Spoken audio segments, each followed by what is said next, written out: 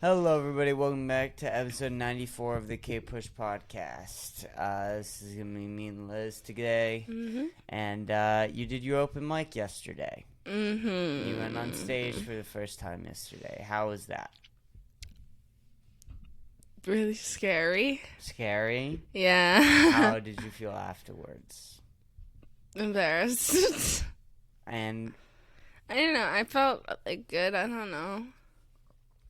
I really like your embarrassed, scary, one-word answers here. It was really not, it was, because I don't know, it was it was hard, and it was but I don't know, I don't know if I would do it again or not. You don't think you're going to do it again? No, I might. It was hard. It was a lot harder than I thought it was going to be. It was a lot hard, right?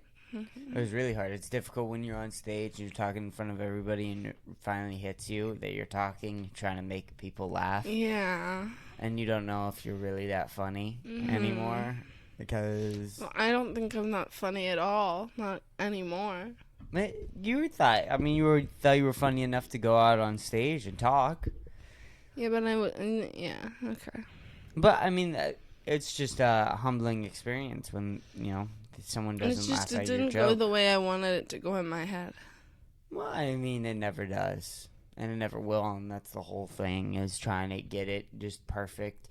Slowly get there to where you can get to a point where if you get a good night with a good crowd, you can have, a really nice show. That's what everybody wants. But, you're not always even going to have a good audience. You're going to have audiences that suck. Wasn't a bad audience. No, last night, no. But some nights are going to suck. What did you just do? I hit my foot on... It hurt. Why? How?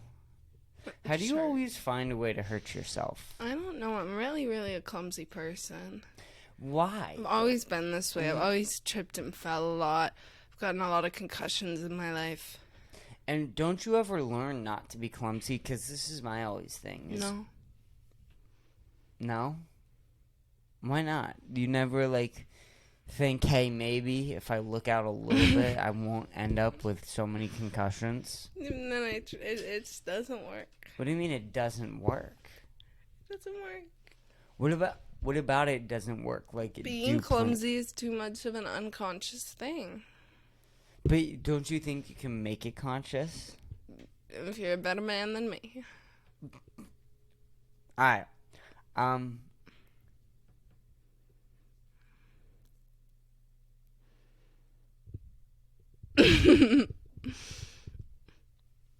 Yeah, I ain't got nothing.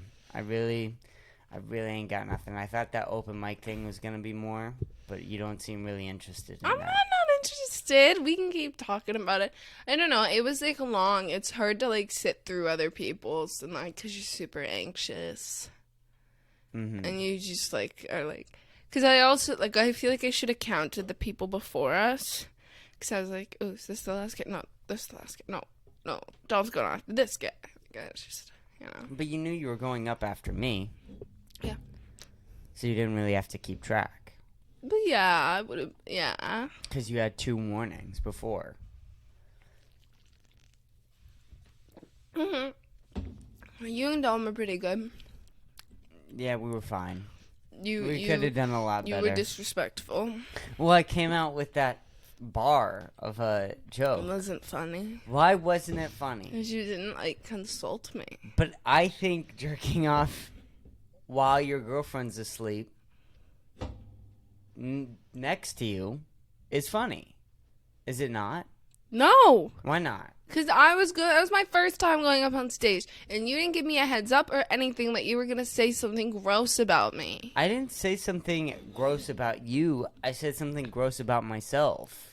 Yeah, but then people in the audience are like, "Why is this girl with him? That's disgusting."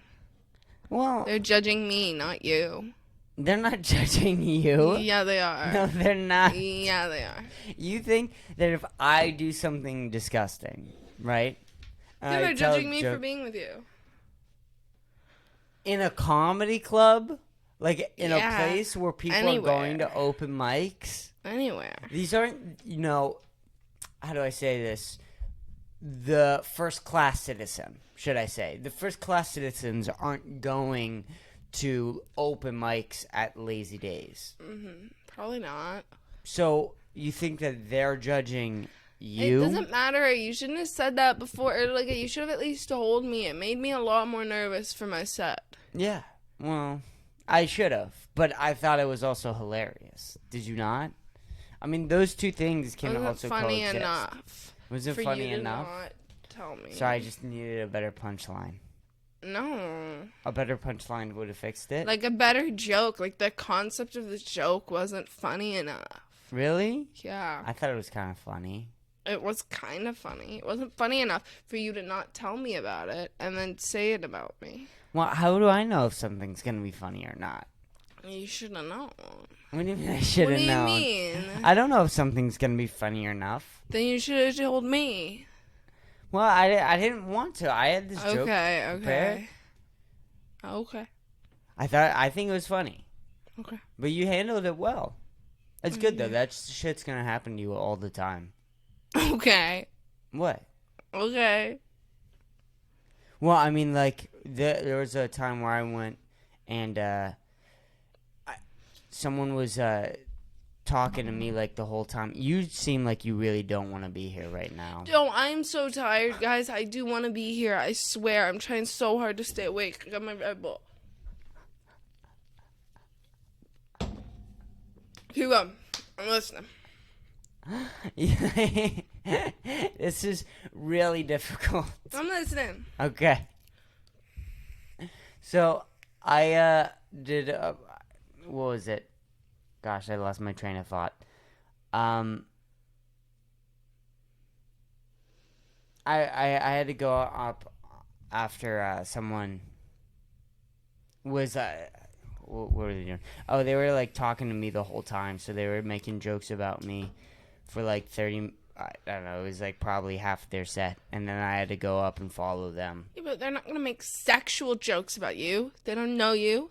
Yeah, it was like a one joke thing. They didn't make. I don't know if they knew I was my girlfriend. They didn't know until you reacted.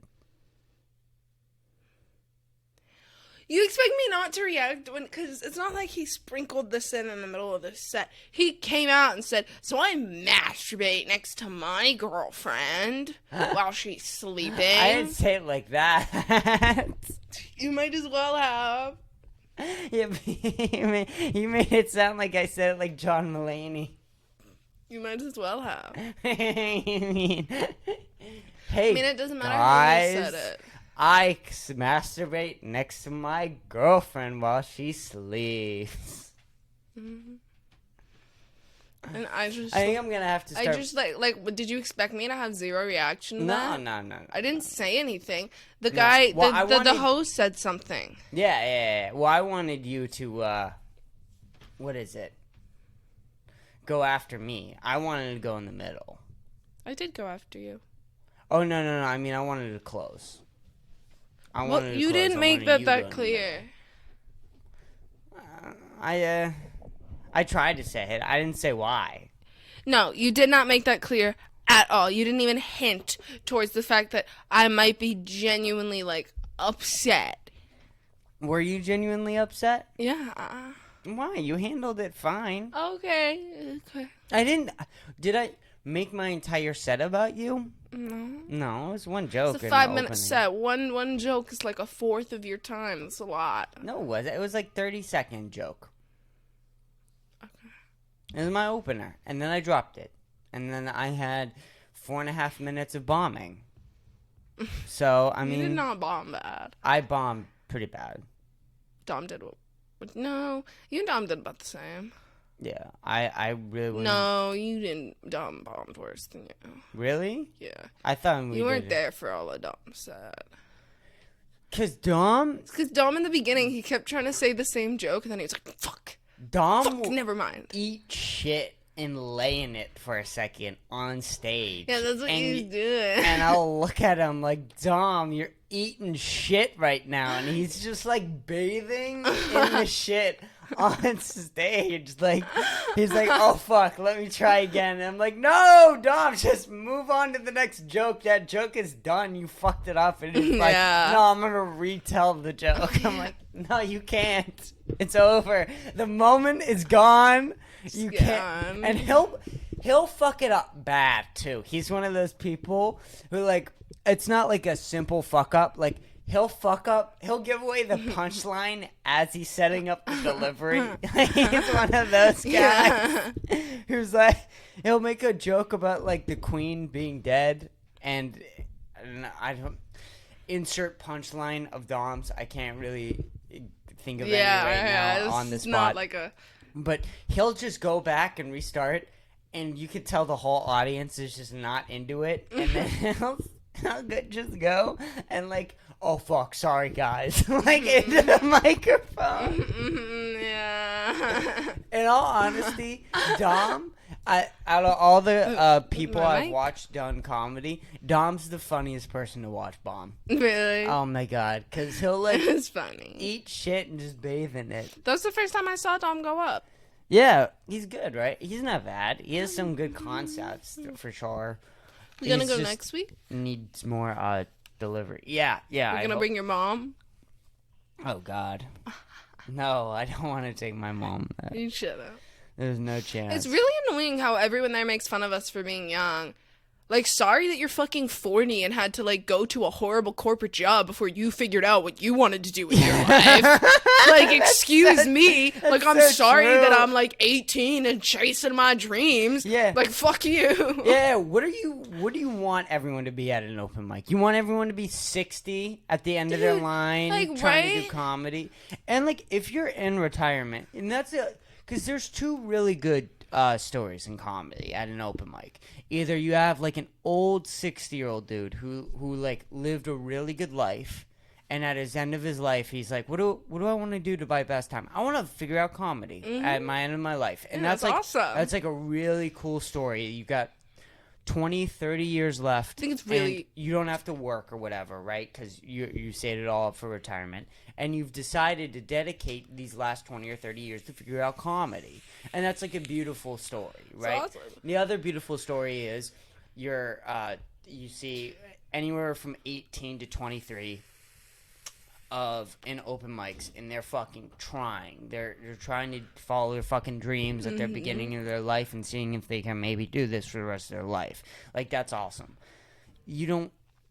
It's sad when you see some of the 30, 40-year-olds. Especially when they're not good, and you're like... Yeah. Especially when they're not good. That's the thing. It's like there's one guy who he was like, you weren't out there, but like, so I made a joke about like doing cocaine when I was really young, and he comes out and he's like, you're doing cocaine at 15? Right. And like, then he talks about like, you guys look so young. What was that, 2 years ago? And it's like, okay, but like, be funnier. Like, I feel like the host is like really nice to us because we're young. He's like, that's really awesome that you guys are so young and doing this shit, because not a lot of people that young are in comedy. No, there's not, and it's hard to get into places that allow. Especially because a lot of places are 21 plus. Exactly. A lot of places are 21 plus. So there really is sort of this age limit to this art form, and it's weird because there's not an age limit to any other art form. No one's gonna stop. There's not a place where you can't go to a guitar class. Musicians and actors, younger is better. Yeah, exactly. You can't not get into an acting class, which is its own problem for 10 years old, right? Yeah, that's the other part of it. Maybe actors who are like babies, people, but they're actors. Baby children in movies, right? And you can't. It's hard to find places. We had to move. We had to move states to be able to go to an open mic. You literally tried to find open mics, and the only one you could find was like an hour and a half away. Yeah, and it didn't even let you in because you weren't 21. Yeah. So I mean, it's just like, I guess in LA they probably have like some comedy shit, but like really like it's New York. If you're anywhere besides like Austin, New York, or LA, you're not gonna be able to get into any open mics. Some here and there. There's some here and there. New Jersey, but in New Jersey also you can feed off of the New York thing, so it sort of feeds off there. Phoenix has some, so you'll be able to get some in Phoenix, I think. If you want to be discovered, it's it's hard, I think, and this is where it gets hard because I think the Democratic states are more strict on 21 plus places. I think they're more strict on alcohol and minors together in a building. I think they have more regulations on that. Which is weird because they're like weed and minors, though. Fuck yeah. Right, exactly. And that's the thing is you got to go. South is way less strict about that. They'll let, bars that have 18-year-olds in, and that's more. It doesn't happen all the time down in the South, but it happens way more. Mm-hmm. Way more. Charlotte, I think, has some as well. I think, what was it? We drove by. I bet in Florida. Atlanta has some. I bet if Florida has every single person that goes up is just fucking Kramer. Every stand-up comedian in Florida. You need to watch this mic. Sorry, guys. My mic keeps getting fucked up because of me. Sorry. That's okay. But, yeah, I mean, it's hard. And it's lucky. It's lucky when we're able to get on a place. But, and going back to what I was talking about, it's not like completely sad when you see a 30-year-old go on who's not great. Like that's not bad either. It's but I mean it does happen, right? I mean people do get successful when they're 30. It can happen, but it is. I'm not making fun of them. No. I'm not making fun. I'm just saying, don't make fun of me. Yeah, don't make fun of me because I'm young. Right, exactly. And I think the more exciting thing is when you see someone 30 or like someone young who isn't discovered yet but is really good. Mm-hmm. That's super, and you're like, super exciting. This person could really like get famous. This person really has a chance. Any moment. If Joe Rogan walked into the building, it'd be over. Right. Well, I think that's I really do. I think that's Jim Warner. I mean, Jim Warner. Tim is Warner. Awesome. Tim Warner. He's fucking at any moment. The first time I saw him go up, it's funny. It's the first time I saw him go up. He did one of the same jokes that he did last night, and 0 laughs because the crowd was so bad the other night, and this time everyone laughed. Everyone laughed because it was a funny joke. Even the shit, really funny. You can tell when he's trying out new shit, and his new shit is like not bad. Yeah, it's not like. Because, some of the comedians will go up and try new shit, and then they'll be like, oh, fuck, sorry, guys. And that didn't work. And Tim Warner's at this place where even the stuff that is not funny is still entertaining. Mm-hmm. Because he's all focusing on the stuff that's coming from his brain, and it's all his ideas. So, he's a good performer. He's a really interesting guy, too. That's the other thing. He has really interesting takes on stuff. And you can kind of tell... or at least what I got, he's like more center right sort of dude, but like really, really looking at everything, looking at every angle and trying to figure out different perspectives on shit. So he's able to, even the stuff that's not funny yet, because that's always what it is. It's not funny yet. It always is going to become funny. It's still interesting, and it's still awesome to listen to, and you can still listen to it because he has really good ideas. Yeah, and there's a couple of those guys where at that place where Al, I feel like Al's like that. He's super funny too. He's really funny. He's super funny. He's just still figuring out like his style. I feel like he tries a couple different things like He does storytelling, impressions. He tries a lot of different stuff. I forget what that one dude was. He's an Asian guy. He's younger. But he wasn't there yesterday. No, he wasn't there yesterday. He was there the first time. And he always has this like fat notebooks around he carries. He has these fat notebooks he carries around. And I mean, he is tight. Like his shit is on point. You can tell he writes a lot. You can tell he goes on stage. He's very comfortable on the microphone. And that's just the other thing is, are you comfortable on the microphone? How comfortable? That's what I feel like is what I need to, because like in my head, like I know that I have some funny stuff to say. I know that I have some good jokes. It's just I'm delivering them very well in my head. And then I get up to the mic and I'm too nervous to have that like delivery that I know I can do and that I want to do because I'm just not comfortable on a mic in front of people. Right. And Andrew Schultz always talks about that is you'll have really good ideas as an open micer. The ideas are not bad. The ideas usually are never bad in an open micer. It's so hard to go up. It's hard to go up. It's hard to get comfortable on an open mic, talking in front of people, seeing all these people reacting in front of you. And then also trying to make it funny.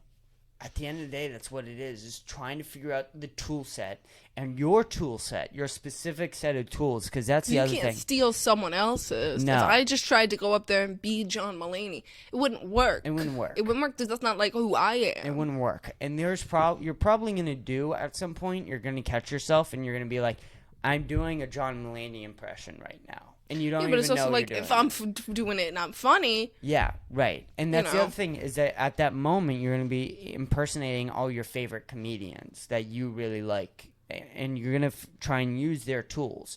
But you got to figure out which of their tools you can use for yourself, and try and manipulate them so that they're yours, because that's what you want to be. You want to be your own self. Mm-hmm. I think that it's super, super important to try and stick to yourself and try and stick to your own ideas.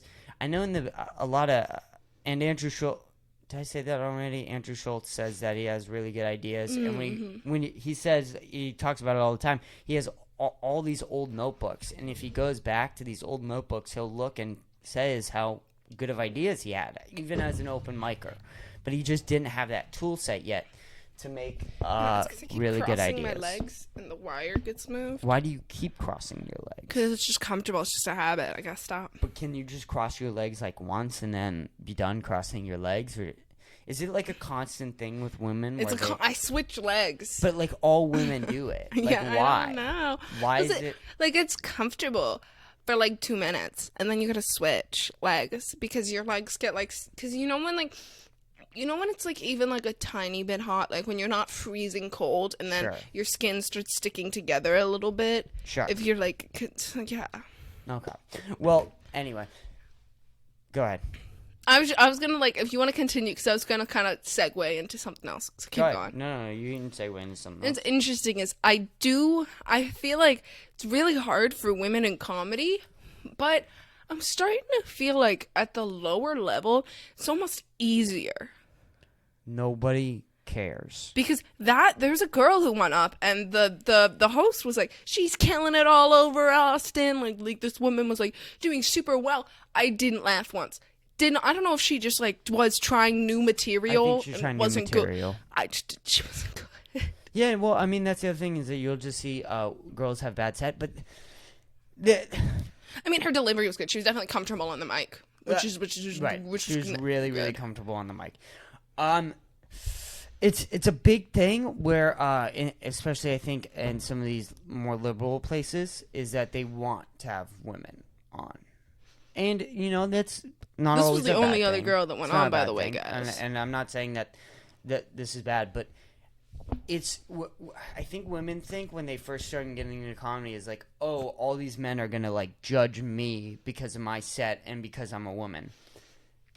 At an open mic, no one is in any position to judge anybody. Yeah. Everybody's going up and bombing and eating shit every single time. So this dude egos that boys usually have, at an open mic, it usually gets squashed. Yeah. Really, really fast. I feel that whole like. And that can happen when a group of men get together, and this is what meatheads are. They just start like, bro, what, let's go. Yeah. They just start talking like dogs, and it's weird. But at an open mic, that fucking feeling of bombing is so humbling. Yeah. That feeling, that ego feeling that dudes get when they're with each other, goes out the window. Now that you think about it, I don't think I've ever met, because there's a lot of guys. I always said that I feel like I'm really good at telling when a guy is a complete asshole. Like if I just look at a guy and I know that he thinks he's better than everyone else in the room. Right. There is no one in that room, no man in that room who Nope. I was like, this guy thinks he's better than everyone. Like you could feel how Yep. Cause like if you do comedy, like you can't be that type of guy. You can't Nope. be like a frat bro, alpha male, Nope. Andrew Tate. Like you can't. You can't. If you go up on Especially 'cause stage, if you are a guy like that and you're like actually get like famous, you go up on stage and women don't laugh at you. Imagine how angry those type of men would get. Like those type of men just can't do comedy. nope. And then here's the other thing: is I need a comic that's funny. I need a good comedy so that I can be like, Liz, you want to go see Andrew Schultz?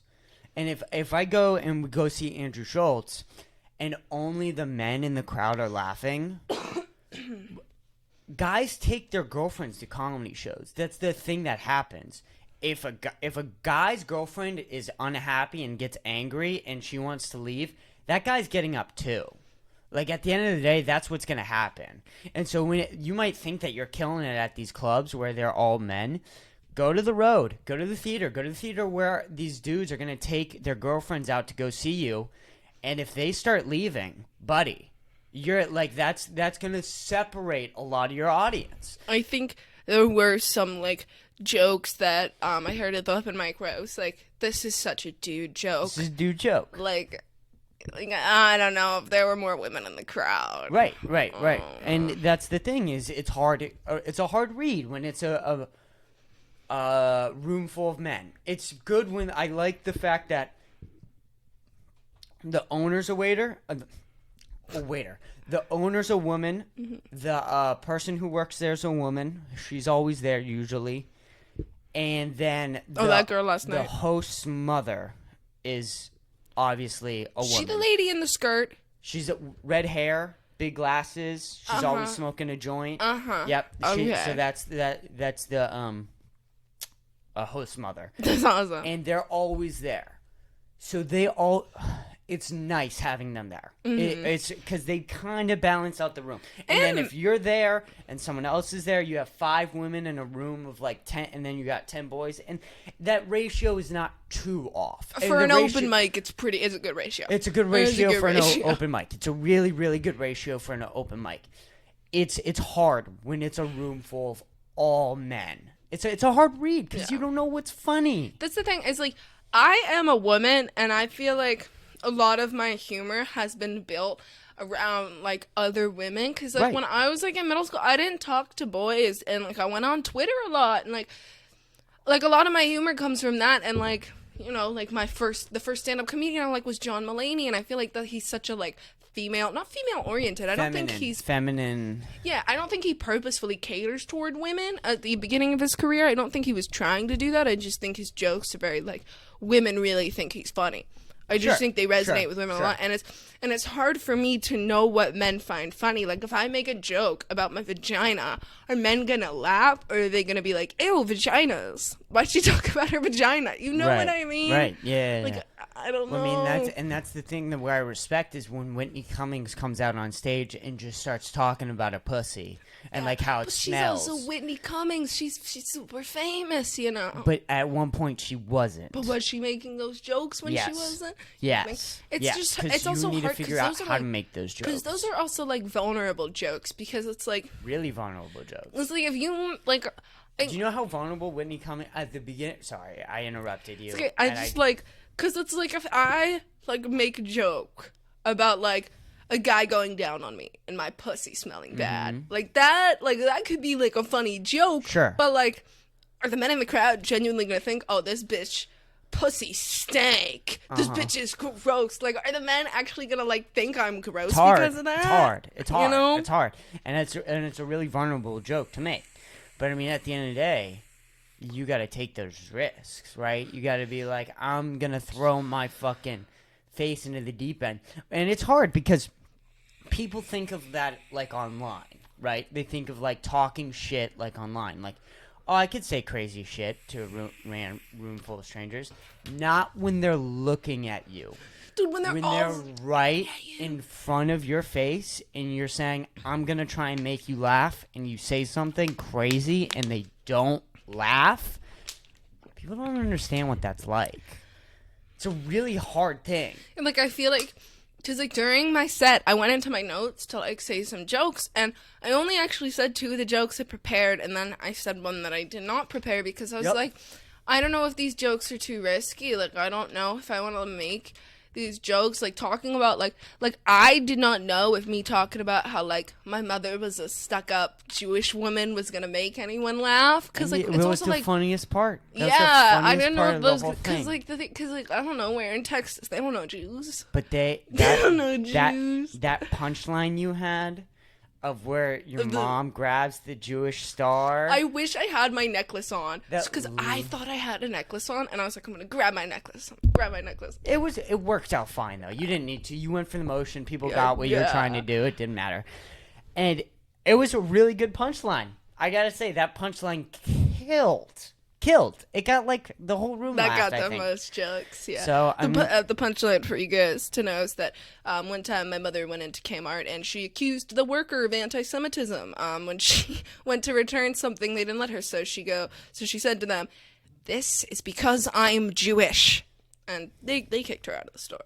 So it was really funny. I was like, "Hey, continue." You left out the punchline about you grabbing the Jewish star, though. Yeah, she grabbed the Jewish star necklace. She grabbed the necklace and she goes, fine. "This is because I'm Jewish." You messed up the punchline. Well, I wasn't trying to, like, actually be funny. I just wanted to tell them the context to the joke. Telling your bits on the spot, right? Yeah, because I was like, I was like, should I try to be funny or should I just tell them the context? And I went for context. Yeah, whatever. Context always works, especially during a podcast. It's hard telling your joke. I've noticed that though. It's weird when you try and tell your jokes like just talking one-on-one. Yeah. It's like, shut the fuck up. Like if there's like an intersection where like you're talking about a topic and I have like a great joke about it, I can tell that joke. But like it's hard to just like prepare a joke and tell it on a podcast because you need like an in. You need a conversation flowing to get to there. If someone tells me ask for a joke, I'm gonna look at them and say, a what? A joke. Like, you know how your boss or whatever asks you to tell you a joke or whatever? Yeah. I'm gonna be like, people who asks for jokes from comedians have bad sense of humor. And then I'm going to say that to them, and they're going to be like, what? I'm going to be like, that's the joke. There you go. That's the joke. There you go. You got it. And, like, yeah, I mean, that's not, I'm not going to take that on stage, but, like, conversation-wise, I hate fucking people who do that. Okay, you're a comedian? Make me laugh right now. Because shut the fuck up. Like, yeah, like, right now on the spot, you want me to make you laugh? Like, do you want me to tickle you for free? This is my profession. Give me $5 facts, for free. Facts. So I mean, I don't know. It's just super annoying when someone walks up to you and says that. They'd be like, if I like told someone like, "Oh, I just got an acting gig," and they were like, "Act for me. Act. Do a Shakespeare play." I'm like, no. Okay. No, okay. Fake cry for me right now. I want you to cry that your mother's dead. Reenact your favorite scene from the Titanic right now. But I think a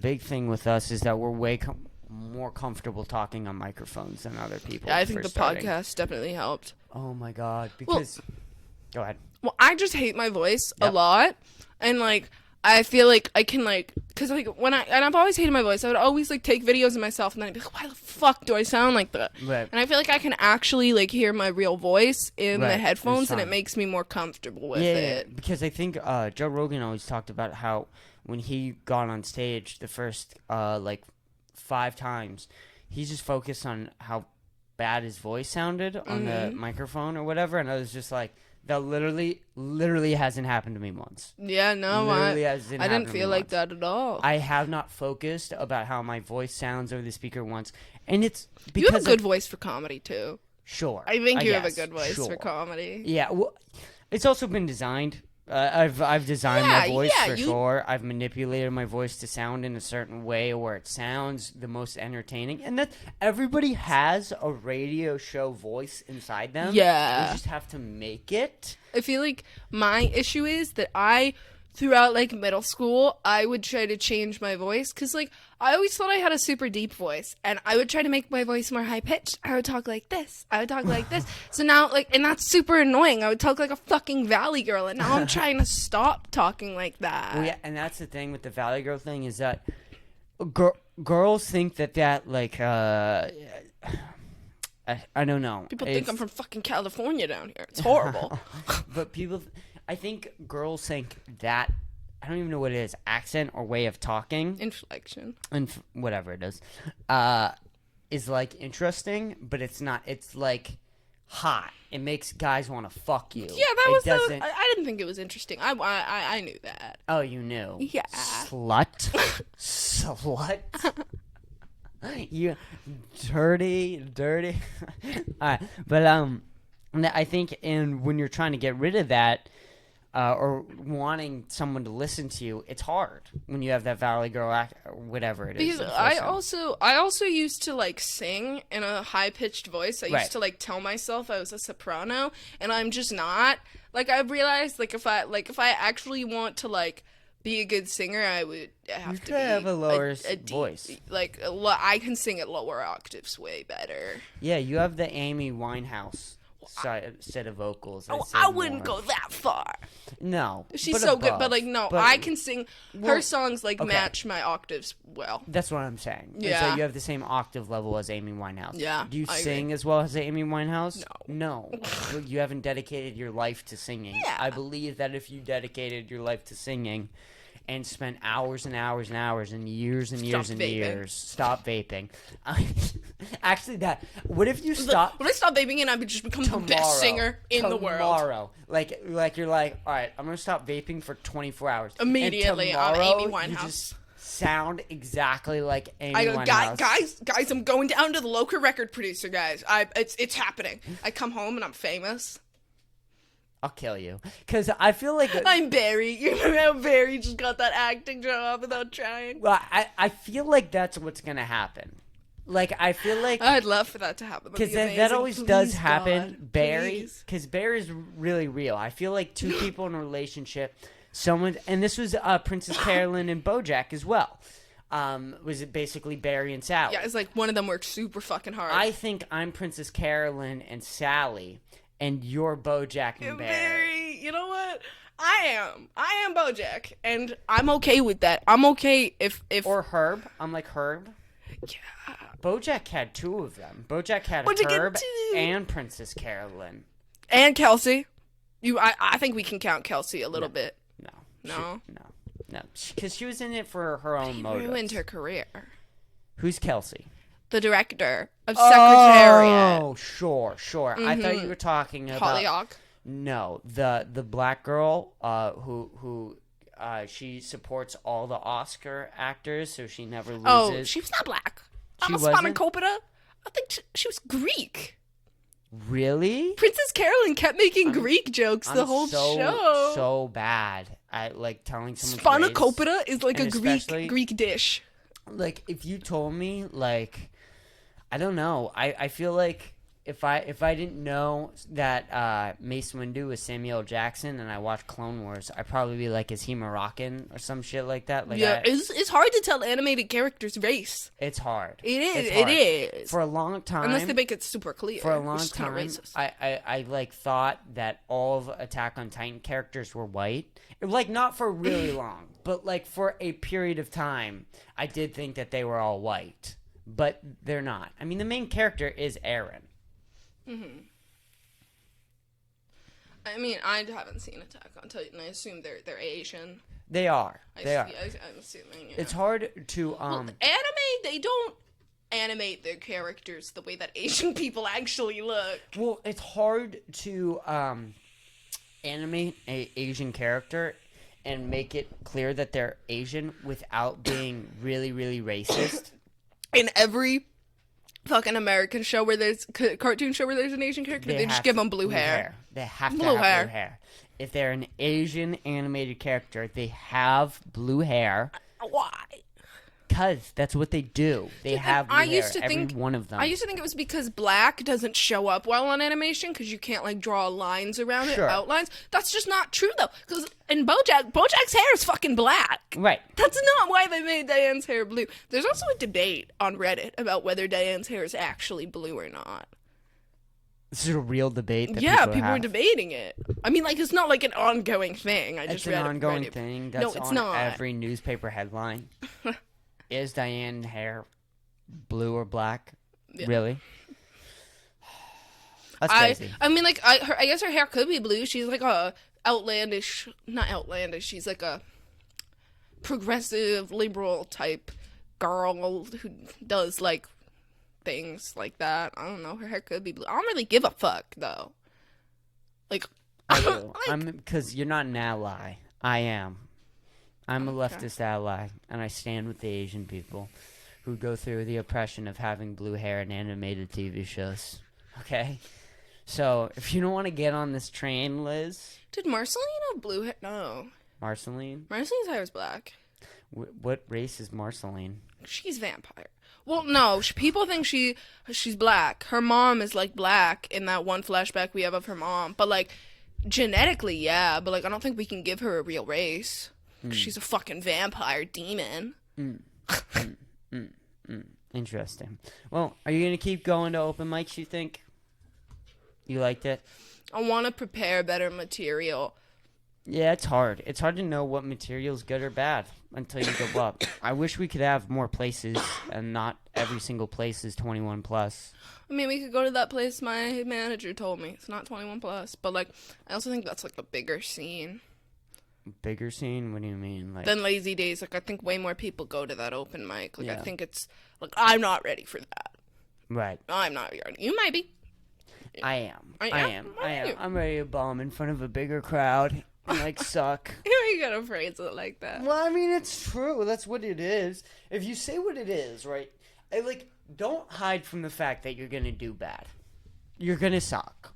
But, like, also, shouldn't you, like, go in with the attitude that you're gonna do well? No, not in the beginning. Absolutely not. Because then you'll just be disappointed. Absolutely not. I will not say I'm gonna do good until there's a gig where people pay for.